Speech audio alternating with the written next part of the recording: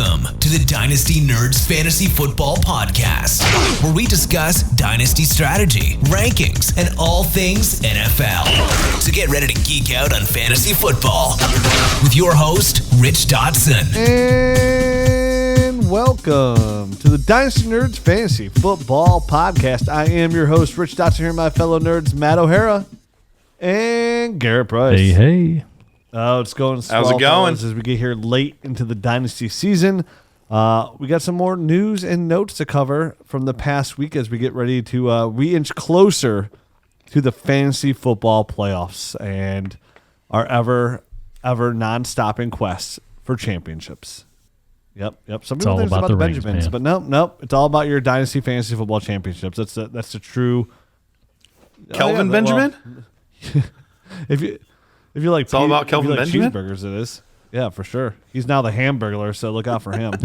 Before we get into this week's show, let me give you a word from our sponsor, MyBookie. That's right. You can get some skin in the game with MyBookie, where odds boosts, lightning deals, and free bets await all season long. And with Turkey Day right around the corner, there really is no better time to feast on some NFL action. Whether you're a first-time customer or have been playing with MyBookie for years, there's no shortage of value to be found in the thousands of games online. Unique prop bets and contests that they offer every week. Sign up or get reloaded today. Find an edge, make your bet, and get paid. They also boast a fully pledged casino platform giving you access to all the classic table, slot, and card games you'd expect to find at your local spot. And the best part is, at MyBookie, the doors never close, so you can continue to build your bankroll even after stadium lights have gone out. Make the right play and sign up today at MyBookie. And when you do, use that promo code NERDS to get your deposit matched halfway, all the way up to $1,000. The terms are simple. You put in $200, they'll match you with $100 in your account. You are already planning to bet this season. This is the free betting money. Get that free money with that promo code NERDS. It's a winning season at MyBookie. So come join in on the fun and win some cash while you're at it. I'm winning some cash at MyBookie. You should too. Use that promo code NERDS and get that free cash for the rest of the season. So guys, here we are entering the next week, and a lot of news already going on this week. We just lost Sam Darnold out for the year, Garrett. Yeah, it kind of, for that being fairly big news, I mean, a young quarterback that used to be the franchise quarterback being done for the year, that would be big news, but it kind of like slipped under the radar.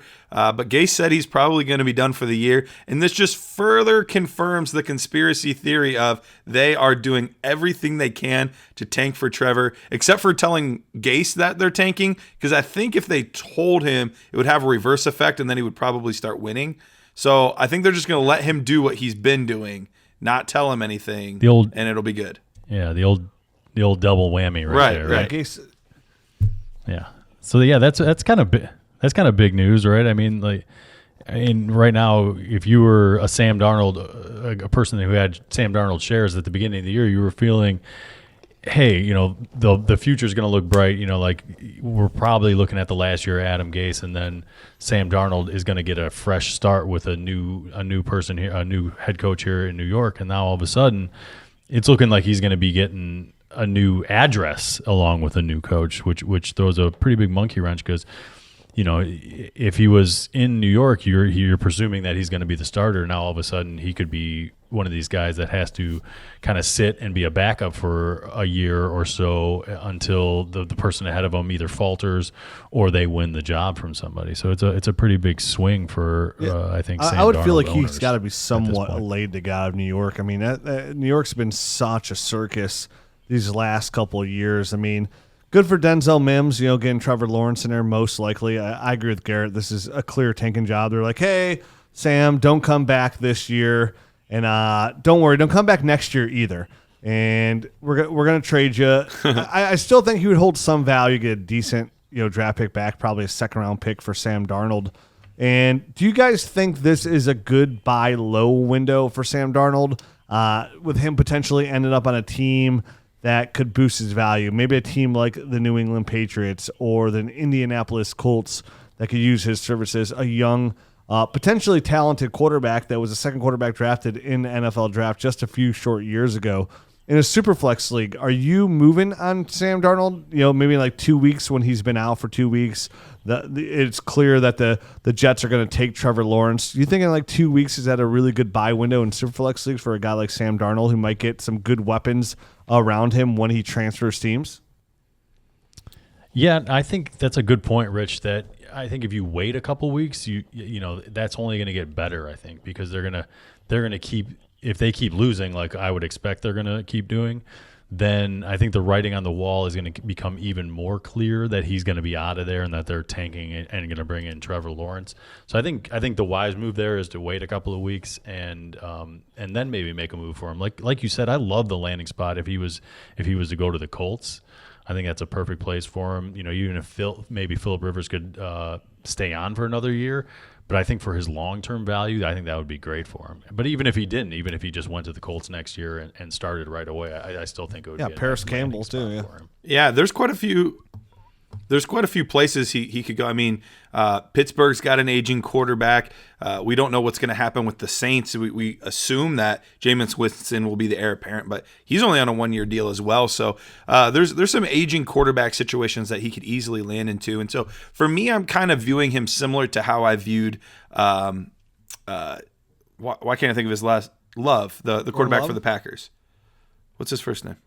Jordan Love. Yep. I'm kind of viewing him in the same way where I don't necessarily know when he's going to be a starting quarterback again, but I feel pretty confident that he will get a shot at some point in the future. So I use the second round, a late second round draft capital to get a Jordan Love type of player. So that's the type of draft capital I'd be willing to give up. So if I can give a late second in a super flex to get Darnold, then I'd do it. If I have to give more than that, I'm not willing to wait and hope that he lands in the right situation and things work out. So that's kind of the range. I have no that problem I'm giving in up a high second round pick for a guy like And Sam I think- Darnold because I think whoever trades for him is going to trade with the intention of him being the guy. He'll still be on his rookie deal, so they still can exercise that 5th-year option. If they give up any team that trades for him that gives up a high draft pick, you're not giving up that high draft pick unless you intend on him being the starter. So for me, I think it's completely opposite of Jordan Love. Not only do you have, Jordan Love didn't look good in the preseason. You got to wait on Aaron Rodgers. Who knows how long that's going to even be. Where, again, I don't think you're waiting on Sam Darnold just to come in there and be the guy. I think whatever team trades for Sam Darnold, he will go in and immediately be the guy. And you're getting a guy that's been in the NFL for a couple of years who was only 20 years old when he was drafted. So he's still only a 23-year-old quarterback going into the 2021 season. And say you have a high second-round pick and you come out of this draft with, it's very hard to come out with multiple quarterbacks in a Superflex draft. And if you come out of the Superflex rookie draft with Justin Fields, Trevor Lawrence, and Sam Darnold on top because you gave up a second-round pick, I'd feel really comfortable with that. I know there'll be some good skill position players there at the top of the 2021 rookie class, but anytime you have an opportunity to get an upside young quarterback that's escaping from New York, you got to take the opportunity. I mean, look what Ryan Tannehill did when he got away from Adam Gase. Look what Robbie Anderson did when he got away from Adam Gase. Look what every single player did when they got away from Adam Gase. So I'm not putting any of this poop show on Sam Darnold just quite yet. I think as a young quarterback, you need to be well coached. And I think we all can tell from watching NFL over the last 5 years that Adam Gase is not only a bad coach, he's a fantasy football killer. So for me, I'd have no problem whatsoever giving up a high second-round pick. And as a matter of fact, if I was a contender, right, and say I just won the championship, I have 112. When you never have an opportunity to get young quarterbacks there, I'd be even willing to throw my late first at getting a guy like Sam Darnold if he's going to be the starting quarterback, say, for Indianapolis. And hopefully I make that move before he gets traded, where maybe there's a peak in his value, like right in this offseason when I know that soon the Jets had the number 1 pick locked up. I'd have no problem going up a late first if I'm a championship contender in a Superflex league just to get that opportunity to have a 23-year-old starting quarterback. And yeah, you might have to risk it because if he goes somewhere he's not the starter right away, that's a small risk. But again, I think it's a really small risk because I think it's a very high chance that any team that gives up draft capital for Sam Darnold will give up decent amount of draft capital where he'll be the guy right away. And Rich, I mean, I really do. I like that as well. And I think that kind of dovetails with what I was trying to say as well. Just wait a little bit on the trade, because I think his value is just going to keep going down, and you can really hit a low point in his value once they've locked that up, or if once it's trending in a direction that you can really see that they've locked up that the first overall pick, and they have a really great shot at getting Trevor Lawrence. I think his value is just going to keep going down and down and down until you eventually get to the point where you can get him for maybe even what Garrett's saying, a back end second round type of pick. So you might not have to go for that first round draft pick, that late first. You might be able to get him with that late second. So I think I think there's still a ways to go for his value on the downward slope. I can see that as well, Matt. Where you could wait and try and get that. Start with the second, get denied if you're and kind of go off of there. But I would definitely in a Superflex league. I personally will be an aggressive buyer for Sam Darnold this offseason, or as soon as I know the Jets lock up the first overall pick, I guess is the best way to go about it. All right, next on the list here of news and notes is Carlos Hyde likely return on Thursday night, which is tonight versus the Cardinals. Garrett, you had the most insight in the Seattle backfield. What are you thinking? Because Chris Carson's most likely not playing. Yeah, it looks like he's more than likely going to be out. Carlos Hyde, he actually didn't have any injury designation after this week, so it's looking very, very strong that he's going to return. But Travis Homer is out again, so we're kind of back in the situation where it's still just two running backs. Carlos Hyde's going to get a bulk of the carries. DJ will be involved, specifically in the passing game, just like he was this past week. So he's still going to be involved, but not a guy I'm willing to start this week unless I'm really, really desperate. But Hyde's the play if you have him. Then the interesting thing is going to be what they do with Alex Collins, because he's already been called up for his 2 games. So if they call him up again, he's going to have to be signed to the active roster, which I don't think they want to do, especially with Rashad Penny maybe coming back at some point this year. They keep alluding to it. Pete Carroll said he's probably a couple weeks away. We'll see how long a couple is to Pete Carroll.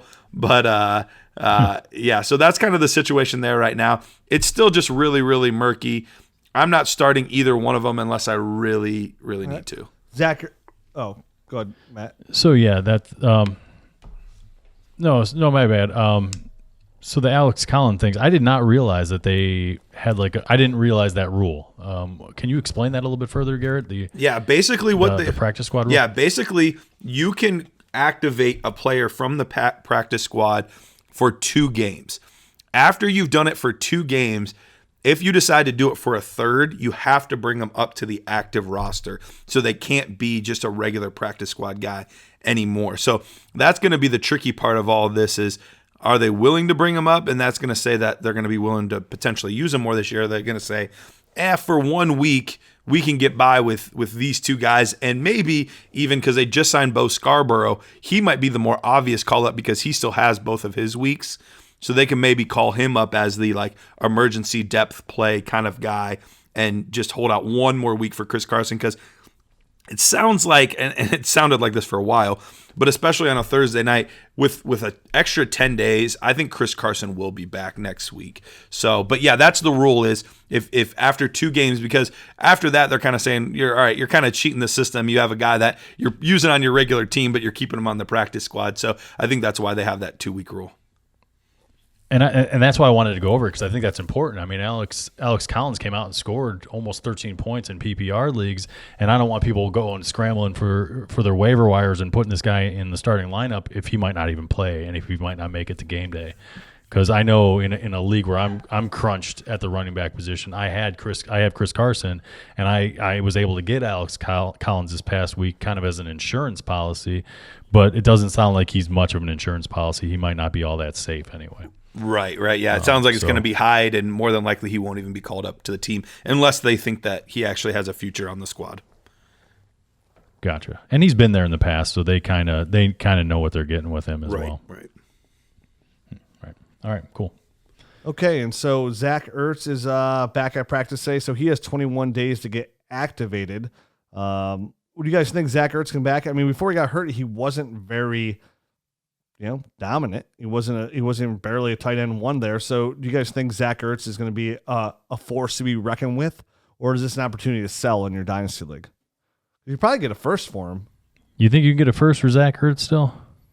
I feel like at the beginning of the I'm not paying it. I know. I was going to say, I feel like at the beginning of the year, before all this, before his decline in production, I think you could have gotten that.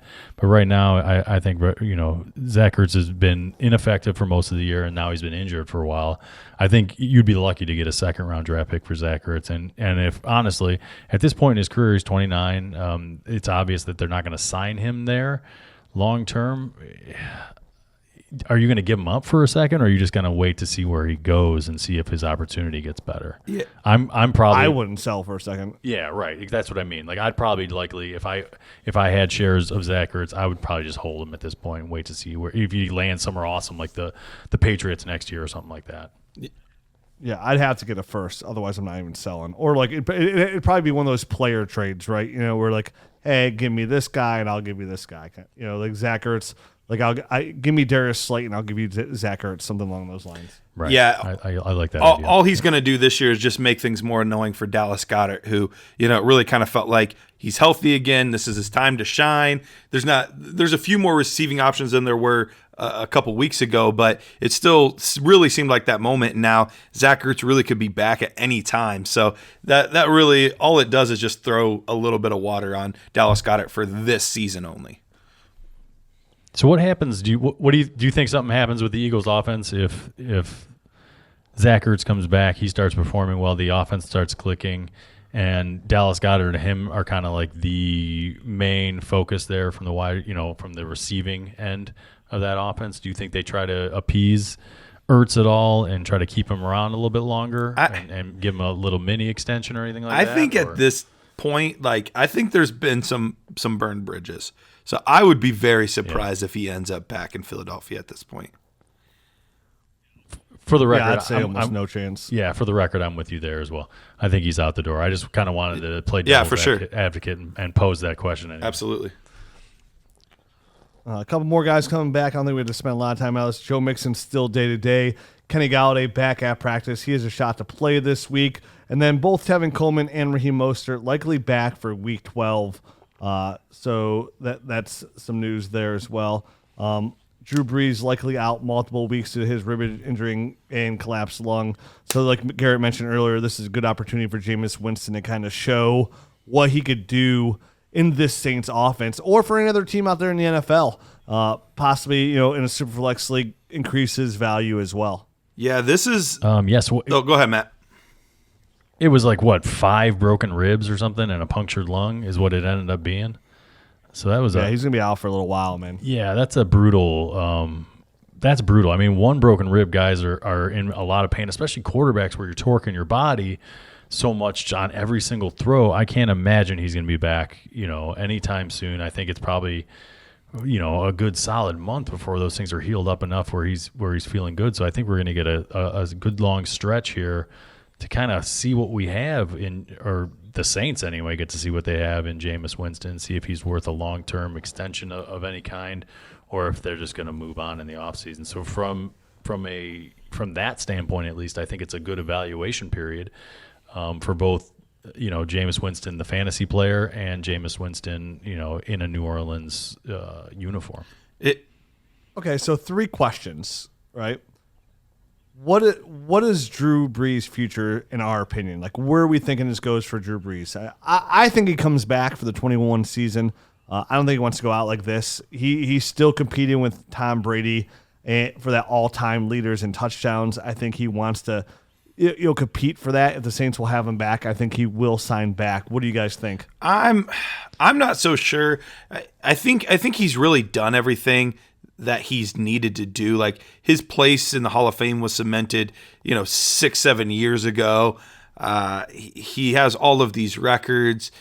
I think at some point you just get tired of getting beat up and bruised. And I think it might just be time for him to be done, especially if they make a good run in the playoffs and, he looks all right for the end. Like, I could see him kind of riding off into the sunset, but I don't think what you're saying is crazy. He's obviously a competitor, and as long as Tom Brady's out there, there's definitely a chance that he could say, F that guy, I'm still going to be out there too doing my thing. So I do think there's a chance, but if I had to place a bet on one side or the other, I think I'm leaning more toward him being done after this year. I'm actually with you there, Garrett. It feels like he should be done. I'm not sure if he feels that way. And I don't think it's because like he's declined as much as people had talked about earlier this year. But I could also see what you were just talking about. You know, Brady's still there. Now Brady's in the division also. So, you know, I don't know that he'll if Brady keeps playing or if he doesn't have this magical run in the playoffs, I could definitely see him coming back in that kind of scenario. So I think, you know, the time will tell that story. I think, you know, towards the end of the season, I'll have a much better feel of whether or not Drew Brees is going to come back or not next year. But as of right now, it's starting to feel like it could be the last year of Drew Brees, but I'm not 100% there yet. And then on the flip side, for Jameis Winston. So what do you think right now in a Superflex league is Jameis Winston's value? What are you paying for a guy that you're going to get some starts out of with some pretty good weapons out there in New Orleans at tight end, at receiver, at running back? You know, still a young guy with the potential to have success elsewhere, coming off a 5,000-yard season with the Tampa Bay Buccaneers. What are you willing to pay today for Jameis Winston in a Superflex league, whether you're a contender, whether you're possibly stuck in the middle and can use that quarterback help? Maybe if you're a rebuild team and you still want to get your chance to get a young quarterback, what are you guys paying right now? What's his value, Jameis Winston? I think it does matter the scenario. If I'm a rebuild, I'm not touching Jameis Winston unless it's like somebody's trying to get rid of him for a third-round draft pick. I wouldn't go any higher than that on a rebuild. If I was a serious contender, I would toy with the option of giving up my first, but I wouldn't feel great about that. I'd need something back as well, along with Jameis. So I think his values for me in my brain is somewhere in the second round somewhere. I wouldn't feel great about giving up a high second round draft pick for Jameis Winston. So middle to late, I'd feel fine with, especially on a contender. But anything beyond that, I just don't believe in the player all that much. So I'm not going to give up a first unless it's like a desperation shot for a championship. I'll be honest, I'm really torn. Like I don't know where I value Jameis Winston right now, because on one hand, we know that he can put up the numbers. Even when he's throwing stupid amounts of interceptions, he's still putting up good fantasy football production. Chances are he could end up right where he is right now in a Sean Payton offense with Michael Thomas and Alvin Kamara and, you know, some good weapons there. So on one hand, you have this really high ceiling, but on the other hand, we know that there's a lot of teams that are very wanting to play it safe, wanting to play conservative, and nothing about Jameis Winston is conservative. His checkered past isn't conservative. The way he plays isn't conservative. And the third element of all of this is we have potentially 6 first-round quarterbacks. There's only 32 jobs, and we think Sam Darnold's going to take another one of those jobs. So do we really anticipate maybe as many as 7 or 8 new starting quarterbacks in the NFL next year? So that's going to be the tricky part, is like, where does he end up, especially if Drew Brees comes back? I don't know where he ends up. So it's really are you willing to roll the dice that things work out perfectly? Because if they do, I mean, you've hit a gold mine, but there's just so much risk. And that's why I mean, like you said, there's not a lot of teams that need a quarterback besides some of these rookies. I mean, his best bet will be the Saints, because, I mean, if you're going through the divisions, AFC East, it's only New England that's going to need a quarterback, because the Jets are going to take Trevor Lawrence. AFC North, you have Pittsburgh. It's the only team that can potentially, get reserve a quarterback there. AFC South, you have Indianapolis, and then you can argue Jacksonville. So Indy, Jacksonville, Pittsburgh, New England, that's 4. AFC West, I mean, you could say potentially Denver, possibly Las Vegas. I don't think either of those teams will be hunting for a quarterback. Definitely not a Jameis Winston type. I think opinion. if anything, Denver would go to the draft. I don't think they want another retread. NFC, obviously Washington for the NFC East. Dallas, you have to assume they would re-sign Dallas out there. Giants, I can't see them moving away from Daniel Jones just quite yet after submitting a top pick on him. Obviously, the NFC North, Chicago could use a quarterback for sure. Minnesota potentially. NFC South, Jameis is his best option. Tampa Bay could use a guy to groom, but most likely in the draft, they're not taking back Jameis Winston at all. Carolina, Atlanta, I think Teddy's doing pretty good in that system out there, even though Matt doesn't like him. And NFC West is, Jimmy Garoppolo is the only person there that could potentially be out. So, yeah, I guess, that's over 6 spots. We could potentially see him go somewhere, I suppose. It's definitely possible, but even, some of those spots, we'd be kicking out a Drew Lock, or we'd be kicking out a Jimmy Garoppolo, or we'd be kicking out a Kirk Cousins. Or Drew Lock and Jimmy Garoppolo are just going to kick themselves out, so it's fine. We're not going to. That's true. I just don't see Jameis Winston in the Kyle Shanahan system. That just doesn't seem like. No, definitely. I'd rule that out for sure. Like they would go rookie or game manager lines. I don't think Denver's gonna get rid of Drew Lock. I think he's shown just. He's only been playing for arguably a year, and he's shown it. He's shown enough in my eyes to keep. Hey, let's give him another year. It's not like Denver's ready to go out there and compete for a Super Bowl anyways. Did you see the stat of him? Is like he's throwing his completion percentage against pressure is like 31% or something like that, and now he's getting pressured the most. He's seen the most pressure out of anyone throughout the entire league. So now all the defensive coordinators know as well what we saw on tape from his college days. So it's honestly, I think it's a matter of time before he's completely washed out, and he's gonna get crushed, and he's just gonna be frazzled. He's gonna be one of these guys that just gets frazzled, like a la David Carr back in the day.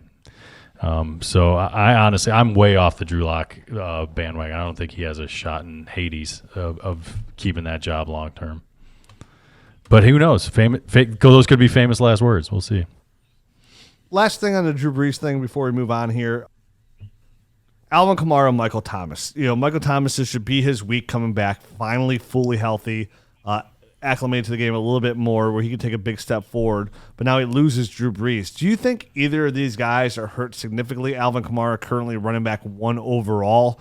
Michael Thomas has taken a dip in his value all year long. Do you think these guys take a dip in value, or do you think they're safe? I would really like to see – I wish I would have done this ahead of time, but I would really like to see how much the past couple years Jameis Winston targeted the running back, because that's where all of Alvin Kamara's production is coming from for the most part.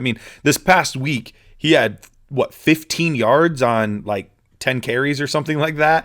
I know he only had 15 yards, so – he's not running the ball a lot, but it was just a stupid amount of catches for a lot in the receiving game. So that would be my biggest question is, does that, alter Kamara a lot? I think Thomas, he's killed his own value a lot this year. I still think he's, a top 12 receiver, but I just don't think he's in the same echelon in most people's eyes as he was before. But I don't think a switch to Winston would necessarily hurt him that much. If anything, at times it might help just because Winston's willing to just chuck it. So I think it would potentially hurt Kamara more than Thomas, but I need to look into the numbers though to know for sure. Yeah, I don't think it has to worry about what Jameis targeted in the quarterback. I think Sean Payton's scheme just targets Alvin Kamara enough. He just knows that's an offensive weapon in that system. It's a reason they re-signed him for the money he got. I'm not worried about either. I think they're gonna be just fine.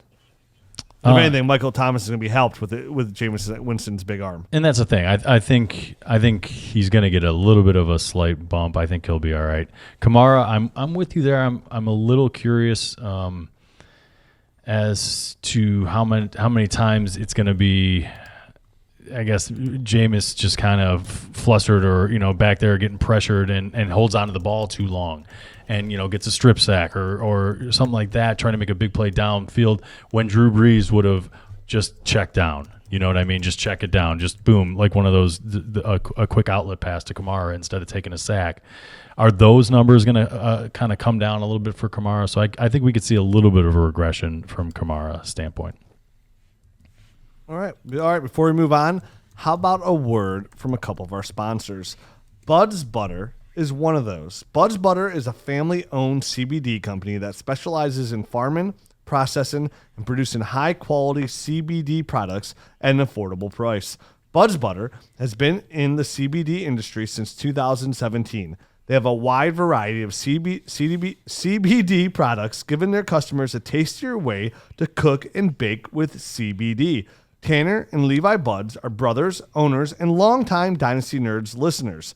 They're running their largest sale of the season for you nerds only. With the code NERD30, you can get 30% off of your Buds Butter order. That is a huge discount, Nerd Herd. 30% off with that promo code NERD30. They have holiday gift baskets of their products you can purchase as a perfect gift for your friends and family. Buds Butter has some new products they have rolled out just in time for the holiday season. They now have their THC-free broad spectrum tinctures and hard candles that contain 0% THC. This sale runs today until Cyber Monday, November 30th. Check out all their products at budsbutter.com. That is BUDZ butter.com. And you use that code NERD30 at checkout today to get 30% off. I use their products. Their CBD oil helps me a ton. Helps me, every time I'm sore, if I'm working out or working, I take some Buds Butter, put in my coffee. I love the mint, and it just makes me way more energetic. Makes me take away some of those sores. It's a great product. It has huge benefits for you. Go ahead and get to budsbutter.com and read all of those. Check them out today. Use that promo code NERD30 and get 30% off today. Today we have a new sponsor of the show. It is Fubo TV. Are you sick of cable? I know I'm sick of cable. I haven't used cable in years.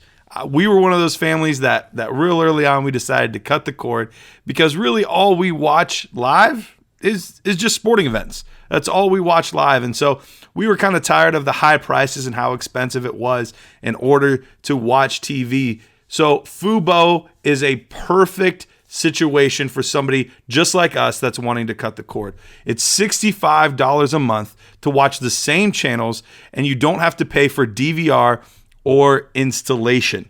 And they have all of your favorite stations too. With Fubo TV, you literally will not miss a game.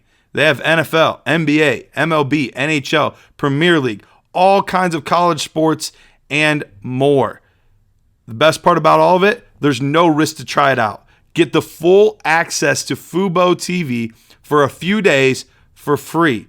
And right now, Fubo TV is offering our listeners a free trial, and on top of that free trial, 15% off your first month by going to FuboTV.com/Dynasty. There are no contracts, and you can cancel at any time. Go to FuboTV/Dynasty for 15% off your first month and a free trial. That's FuboTV.com/Dynasty. That's a good deal, Garrett. Got to take care of that. Use that promo code Dynasty and get some of that TV. So picking back up here, guys, on the show. What do you guys think of Tua so far 3 weeks in? I mean, compared to like a guy like Joe Burrow, Justin Herbert, he's on this hot game win streak, looks good on the run. His accuracy looks just as good as he did in college. I mean, what a special class we got here out of these rookie quarterbacks in Superflex leagues this year with Joe Burrow, the fresh haircut of Justin Herbert, who now looks like my 10-year-old son, and now Tua as well. Because before, you could argue it was easy to bump Herbert above Tua in a rookie redraft. If we'd have done a Superflex rookie redraft 3 weeks ago, Herbert would have been number 2. Some people will probably take him number 1 overall. But now with Herbert coming out, where do you guys look at Herbert right now going into his 4th start of the NFL season? You're talking about Tua, right? Tua is who I'm talking about. Yeah, no, Tua looks really good. I mean, obviously the first game action, I think they kind of threw him in at the end of a game where they were, it was a blowout type of situation, and he just kind of came in, got his feet wet. And really since then, they went on their bye week, and then since then he's been the starter. And the first one was a shaky game where it was kind of like the defense did all the work for him, I feel like. But these past 2 games, he's had to do a little bit of the lifting, and he's still looked great. And the thing that strikes me is I've tried to keep an eye on this because I do have some shares of Tua, and the guy, he's so accurate. He's got such a quick release, and he's making great decisions. No interceptions right now, through the first 3 starts.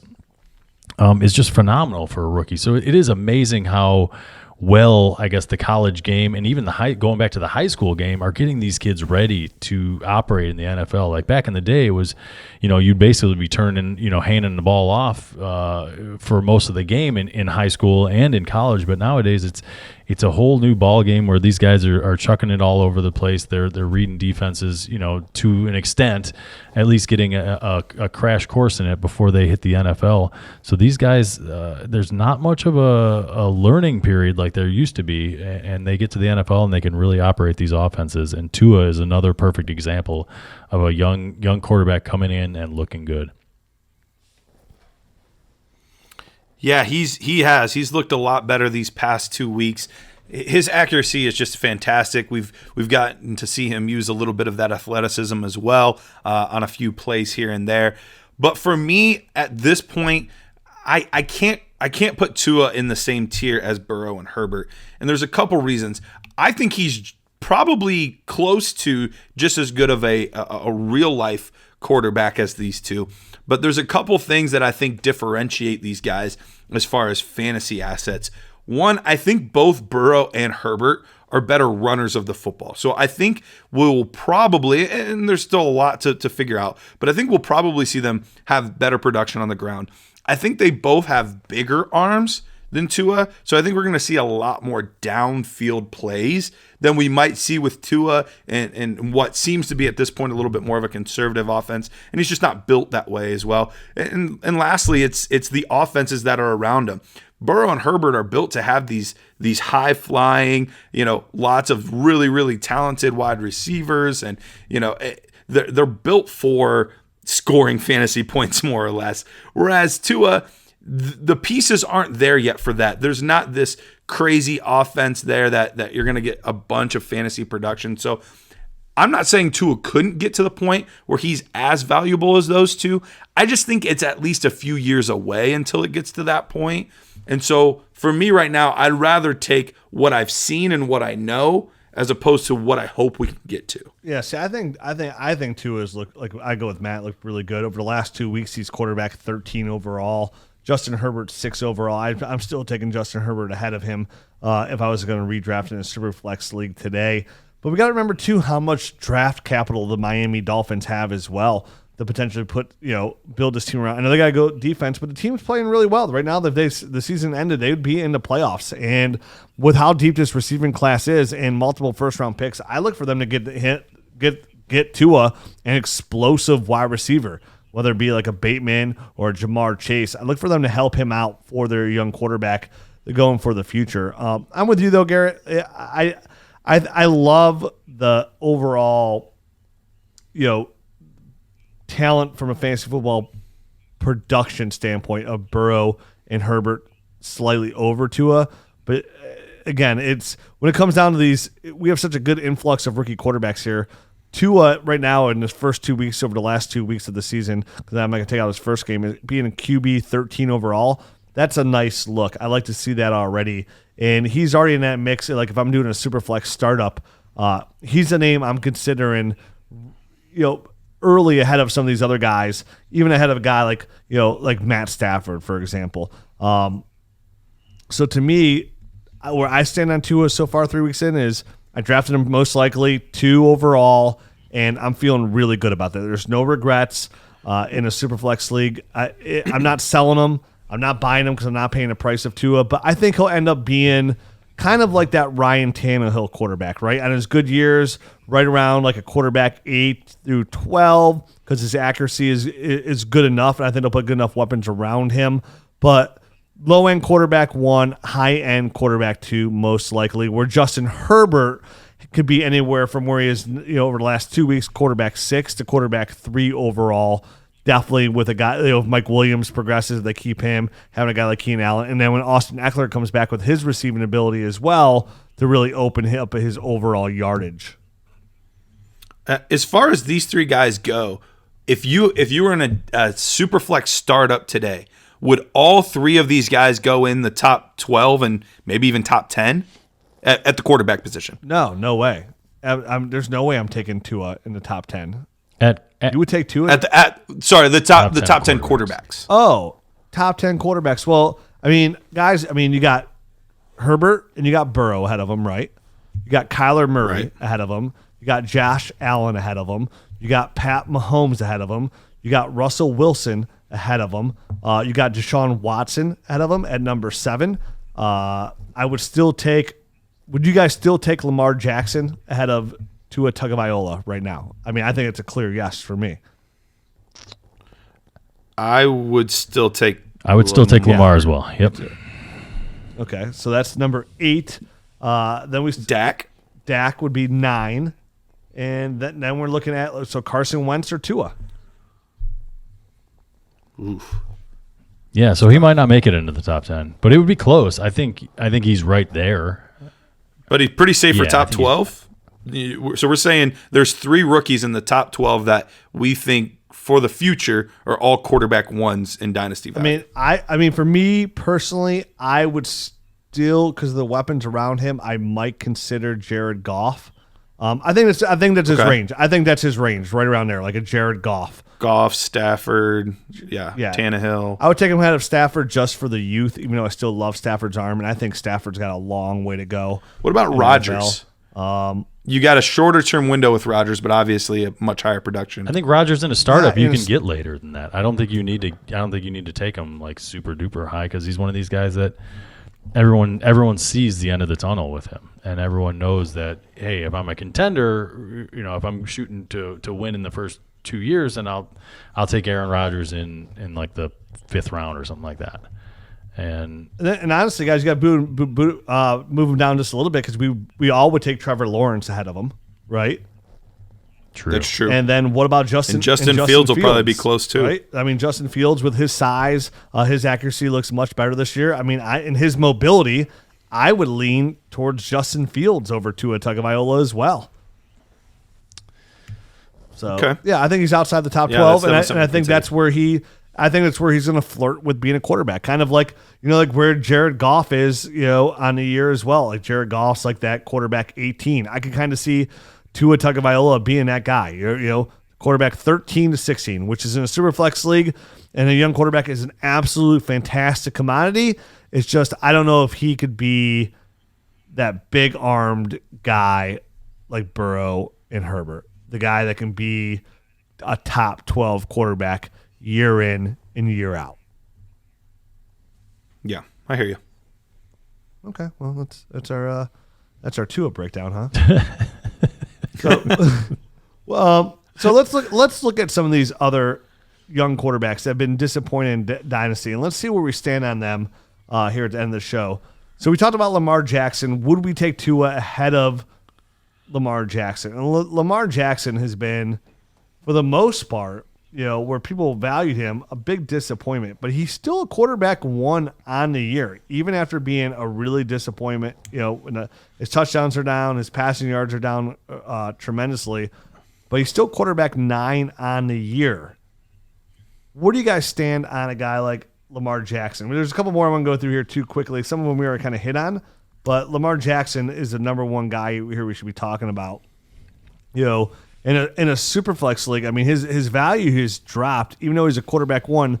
Is this a buy-in window for Lamar Jackson, or are you just holding on to him and hope he turns it around? Because right now, the rookie Justin Herbert, it has more fantasy points than Lamar Jackson. I'm personally, I think we kind of all saw the writing on the wall here with Lamar Jackson at the beginning of the season, that he kind of had nowhere to go but regress a bit this year. So I don't think, to us, it's not much of a surprise that he's down a little bit compared to last year. So I'm not like jumping ship on him. I feel like this is kind of where he's going to end up being, because I think the NFL has adjusted to him somewhat, and I think that was evident by the statements that he said earlier this, I think it was last week or something like that the defenses are calling out our plays type of thing, was what Lamar was saying about their offense. So I think everyone's kind of caught up. It was a gimmicky type of offense that he kind of grew, and they kind of brought on from college type of stuff that he did well, but they kind of grew it to an NFL offense. But I don't know how much farther they can grow it without some, drastic change in Lamar Jackson's ability to throw the football, they're not going to be able to do a more traditional offense. So I think it is kind of what it is at this point. I think he's not going to be able to ever throw for 5,000 yards, and I don't think he's ever going to run for the 1,200 yards that he ran again. So I think he's going to end up being a guy he's going to give you 800 yards rushing every year to 1,000 possibly, and he's going to get you 3,000 yards passing at the most. And it's going to be a touchdown game. If he gets a bunch of rushing touchdowns and a bunch of little short passing touchdowns, then his value is going to spike here and there on those years where he might touch the top 5. But for a normal year, I think you can expect probably 6 to 10 is his most likely outcome in my eyes. Which is still great. Yeah, absolutely. By the way. Yeah, I mean it's still great. It's a massive step back from like the all-time most fantasy points produced. And like you said, the word touchdowns, that's what he's going to be dependent on. And, can they find him different weapons? I mean, Mark Andrews is down. Marquise Brown is non-existent. I think J.K. Dobbins is going to help, the Baltimore Ravens, but that's going to hurt Lamar Jackson if it takes away some of his rushing yards, because right now that's his bread and butter is his rushing yards. So if they can convert some of that to J.K. Dobbins, that's not good. That would take his value down from quarterback 9 to you're talking about quarterback like 14, which again is still really good value in superflex leagues, but it's not what you either paid for him or you expected after last year. This is why we said before the season he was on the list of he was right up there. He was Miles Sanders, right? As a quarterback, it was a great time to sell because the return was ridiculous. Miles Sanders, the return was ridiculous. And sometimes those windows where it's hard to sell those guys, the window is it gets so big and the return gets so big that you can't say no. And the worst case is at least you get equal value for that high of a player. And then if the bottom falls out, like the bottom's not falling out, but you would never get what you can get for Lamar Jackson 6 months ago today. No, absolutely. And it's not even close. Right, it's not even close at all. Right. And chances are you're probably never going to be able to get that again. And in my mind, what we're going to have is a rich man's Tyrod Taylor is basically what we're going to have, which I know that sounds like, well, Tyrod Taylor, that's being disrespectful. In 2016, he was the quarterback 8. So it was he threw it enough, but it was his rushing production that got him where he was. So as a starter, he had 2 years as a quarterback 16 and 1 year as a quarterback 8. I think he's going to live right around that best season from Tyrod Taylor, where he's going to live right around 8 to 12. And I think that's kind of what you guys were saying and alluding to. I think he's just regressed to the mean. This is more of who he is than this all world, he's going to just light everything on fire. We kind of saw that with Mike Vick's first year back too. His first year back, he was insane. And I remember the next year, Matthew Berry saying he should be a first round pick. And so I listened in 2013 or 2012 or whatever that was. And I was like, all right, Matthew Berry, I'm with you. Michael Vick, first round pick. And then that following year, the bottom kind of fell out. We've seen this happen a lot. Someday, maybe there will be a quarterback that will change that. But until somebody can prove it to me over 2, 3, 4 seasons that they can be a run-first quarterback, I'm not saying anything against mobile quarterbacks. That's huge bonus, huge value. But if it's a run-first, a guy that isn't going to consistently win with his arm, it's just not for long in this league, and I think that's what we're kind of seeing. So yeah, I think he's more of a low end quarterback 1 now for the foreseeable future. #2 to 3 year window. We already talked about like Sam Darnold a little bit. We talked about Drew Lock. What do we think about Baker Mayfield? Obviously, the love of my life. Baker Mayfield is not even really startable in fantasy football. It's a complete run team here in Cleveland. When you got guys like Kareem Hunt and Nick Chubb, it makes total sense to be a run-first team. Do we look at Baker Mayfield being kind of like Minnesota, like a Kirk Cousins kind of guy, like just quarterback 20, 21, right around there? Yeah, I think he kind of is at this point. It's not like they're going to clear out this coaching staff anytime soon. So I think this is what we're going to see for the next few years there in Cleveland, and that's kind of it's going to be his formative kind of growing up years. So if he grows up in that kind of offense, I feel like that's kind of who he's going to be for the next few years. And he is a quarterback too. So, from a Superflex standpoint, if he's your quarterback too, you're not disappointed, but you could probably do better. Like you said, he's quarterback 20. He's not the worst option, but you could probably do better even as your quarterback too in a Superflex. Yeah, it's been tough sledding for him. He's not had the passing volume that we saw before. We thought this was going to be, another iteration of the Chiefs offense when OBJ first came to town and Nick Chubb was doing his thing and we had Jarvis and all this stuff, and that didn't work, and so they brought in an offense that was going to work much better, specifically for Cleveland. We saw what's happened in these colder, wetter, nastier games where Baker just hasn't gotten the passing volume to really be that quarterback one. And so, yeah, I think you're absolutely right. The Kirk Cousins, the Derek Carrs, those types of guys where their perceived value is, I think that's right around where Baker's perceived value is going to be for the foreseeable future. I still love you, Baker. Gardner Minshew, are you guys in a Superflex league? Is he the future quarterback for the Jacksonville Jaguars? I say no. I feel like what they saw out of him this year, he's one of those guys that's kind of like a Nick Foles, right? Like a really good backup you want on your squad, and come in there, win you a couple games, be the guy. But if you're trying to win a championship, if you're trying to win a Super Bowl, I don't know if Gardner Minshew is really going to be that guy. A low-end quarterback, too, currently quarterback 24 on the year. But more so for the Jaguars, is this a guy do they keep as a starter, or do they go into this draft class that has 6 starting quarterbacks? They're going to have a pretty high draft pick. Do they draft a quarterback with their first-round pick in the 2021 draft? I say yes. I mean, I think you almost have to if you're them. I mean, you've given it a go now with Gardner Minshew, who is a 6th-round draft pick. You're getting a look at Jake Lewton, who's another 6th-round draft pick. And I think you've seen enough out of Gardner Minshew that he can operate in the NFL.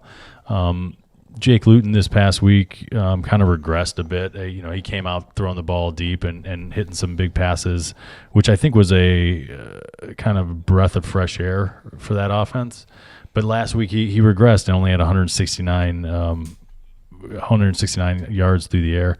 So I think they're going to kind of muddle through the rest of this season. They're going to lose a bunch more games, and they're going to be in really good position to pick a quarterback high in the draft, and I think they're going to. And that's, I think, a smart move for them as well, because the caliber of quarterback that you're going to get there at the top of a draft is just – it's better than what you have on your roster right now. I think Gardner Minshew has, unfortunately, he's one of these guys that's going to tease you for most of his career, a la like a Ryan Fitzpatrick.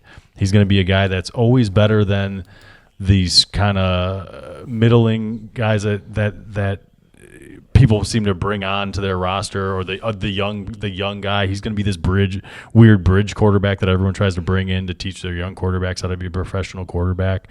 And he's going to tease you, and you're going to have to roster him forever. But I don't think he's ever going to hold like a ton of true value and have a lockdown starter role basically for the rest of his career. Yeah, we're 3 for 3 on this one. The Jags are 1-8 right now, and one of the things we've seen repeated over and over and over, that if you don't have a quarterback, you're not going to make it far in the playoffs. You're just not. And so it seems like so far they don't really believe that Gardner's that guy. Whether you believe they gave him a real fair shot or not, it's kind of a moot point, because I just think they're gonna continue to be a 1-2, best case scenario 3-win team. They're gonna probably find themselves with a top 3 pick.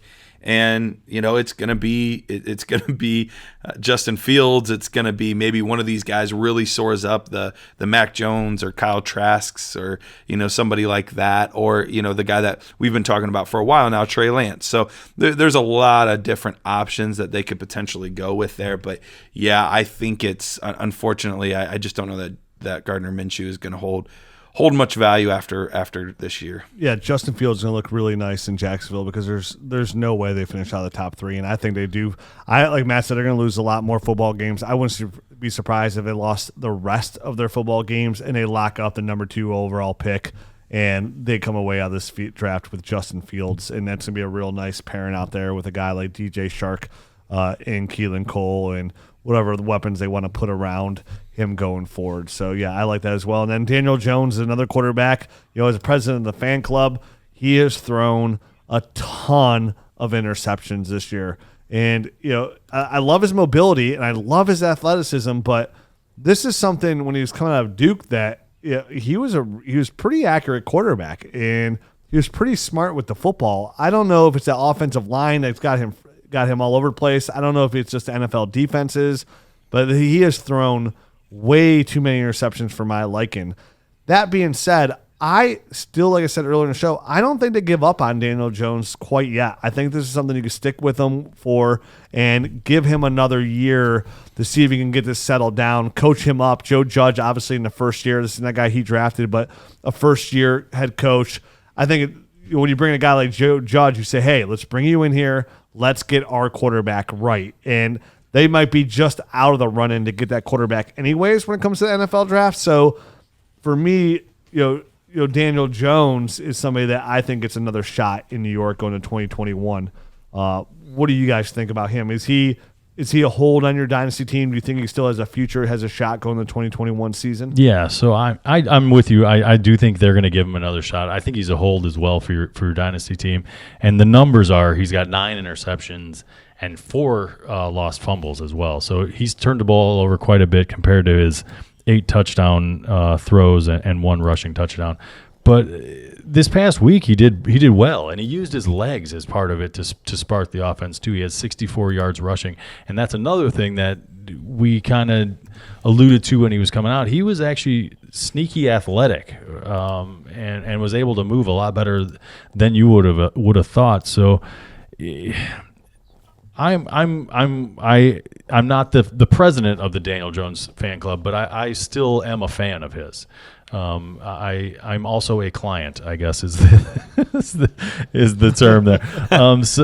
The recorder, yeah, you're the exactly. recorder. I'm something in there. So I think they're gonna. This is obviously his only his second year in the league, and he's on his second head coach, so he's on his second system. That's a lot to process for any quarterback.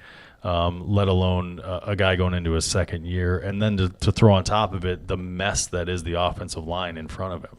So I think there's a lot of factors going into Daniel Jones's interceptions and turnovers, and getting his offensive line straightened out, and getting Saquon Barkley back, and maybe getting him a bona fide number 1 wide receiver would go a long way, I think, in helping his development as a quarterback. Yeah.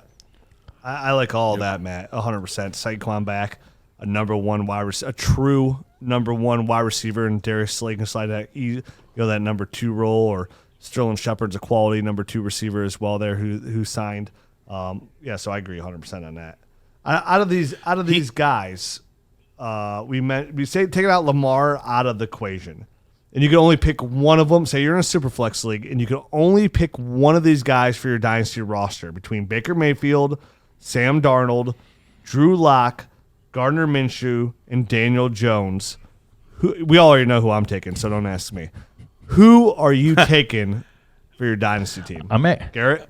I assume you're taking Baker, but I honestly don't know for sure because you're the president of Daniel Jones fan club. I was going to say the same thing. You took the words right out of my mouth, Garrett. Yeah, but that's my job. It's not my love. It's not my love. Good point. Good point. It's not. Okay. I'm not coming home. I'm not coming home to Daniel Jones. I'm just going to work as the president to make sure that he's not disrespected when he's not supposed to be disrespected. Sure. Right now, you can disrespect him because that's fine. You know what I mean? As president, I will allow it because it could be it's the truth. Coming out of the draft, it was complete hogwash. You could not disrespect him. It was ridiculous. So which one would you take of that group, Garrett? I think I'm probably going with Daniel Jones. I think he still has the highest ceiling. And he's also maybe, the safest other than Baker. Baker's very, very safe. But I think he also has the best chance to keep that job long term. Right now they're 3-7. Getting that win this week was huge because now they're in the 8th spot in the draft as opposed to before where they were, a top 3 or 4 pick. So I think that changed a lot getting that win this week. And he honestly reminds me a lot of what's happening with Carson Wentz, where there's just nothing else there. Everyone else is hurt. So he just feels like he has to do everything and put the entire team on his back. And we see what happens with that. That causes a lot of turnovers and things like that. So I still believe enough in Daniel Jones that I think he would be the guy who would take out of that in the NFC East, 3 wins. I think he's only 1.5 games back from first place or something, isn't he? So he's a half game. Okay. So there's still a shot at them getting in the playoffs. Game. I wouldn't rule that out completely. So I'm actually with you on that as well. I'm going to go Daniel Jones. I just think there's a little bit higher of a ceiling. We went over the fact that Baker Mayfield is in a run-first offense and is going to be in a run-first offense for the foreseeable future, whereas in Daniel Jones, likely he could find himself in a little bit more of a pass-happy offense there in New York. So that's why I would go with him over Baker. All right. And last question here before we wrap up the show. There's a crazy stat flown out there that is somewhat mind-blowing about Dak Prescott. Dak Prescott still has more passing yards than Baker Mayfield, Lamar Jackson, and Cam Newton. Do you guys think this is the perfect time to go out there and get Dak Prescott if you're not a contender this season? Like in a Superflex league, if somebody has them, maybe they're competing or they're looking for draft capital, is this the perfect time now that he's been out long enough to go out and buy Dak Prescott for a first, let's say you would offer a first and second round pick for Dak Prescott, and you're not a contender, so it's a top 6 pick. I'm honestly even willing to give 2 firsts to get Dak. I believe in him that much, and I've actually done some of these moves in some of my leagues, and it's assuming that you don't have the 1 overall, because if you do, it makes it tougher with having Trevor Lawrence, so that changes the game a little bit. But yeah, I'm willing to give 2 first that are pick 3 or 4 later. Absolutely, I'm willing to give multiple firsts. And one of the things that I've done is I've actually used a guy like Aaron Rodgers to trade for Dak Prescott because he's a super enticing piece to a contender because you have an instant top 5 quarterback that you can plug right into your lineup versus a guy that's not helping you at all at the moment. So it wasn't quite straight up for Dak Prescott. I think I had to throw in a small player that I didn't really care about or something like that in order to get Dak. But I more or less traded Dak Prescott straight up for Aaron Rodgers. And I think you could maybe do that. You might have to add a tiny bit, but I think you can do that a lot of places. I like that move. I would definitely do the first and the second because you're not going to get a quarterback, a guaranteed, I guess, quarterback anywhere in the draft. Other than I wouldn't do it if I had the 1-1, like you said, Garrett, because I think Trevor Lawrence is too enticing to give up on in order to get a Dak Prescott. But any of those other guys, I would flip that, and I'd gladly give my second as well. So no big deal in my eyes to give up both those things. I don't know that I think I would go 2 1s as well. I don't know why not. If you're given next year's 1 and a future 1 for Dak Prescott, I feel great about that as well. Yeah, I'd have no problem with that whatsoever as well. I said the first and second just to see, and maybe and a quarterback back as well. Let me put that. So maybe the first, maybe the second, and then a quarterback. And then Teddy Bridgewater. Yeah, something along those lines. Obviously not a good, a stud, but a guy like Teddy Bridgewater fits the bill pretty good right there. A guy like Kirk Cousins, something like maybe a Matt Ryan even potentially. To get a guy like Dak, because you're right, he's just a difference maker. If he was still playing today, he'd be on pace to, he'd be the number 1 overall fantasy player, not quarterback. So, and with those weapons out there in Dallas, it's too salivated not to miss. So, all right, well that's it for this show. I'm with you. We did a remote. I didn't feel well yesterday, so we're gonna, socially distance this week. And we'll be back live in person with the YouTube show next week. Thanks for listening, Nerd Herd. Make sure you check out our sponsors. Thanks to them. Make sure you check out that YouTube show. Subscribe, like that. Check out DynastyNerds.com. Check out the Dynasty GM. Check everything we got going on at DynastyNerds.com, and we'll be back next week. Thanks, Nerd Herd. Adios.